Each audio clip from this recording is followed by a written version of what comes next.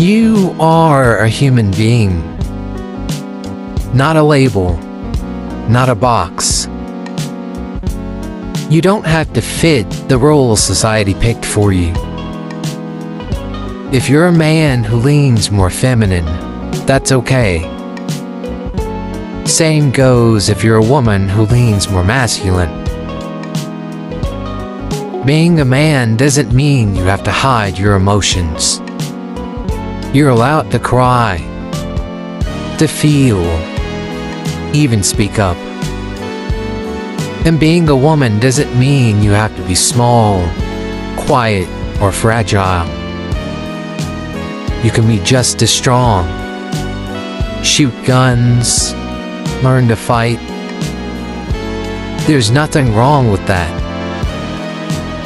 Because in nature, there's a balance. And you are part of nature. When you stop fighting who you are, you stop forcing things. And everything starts to flow like a shimmering river.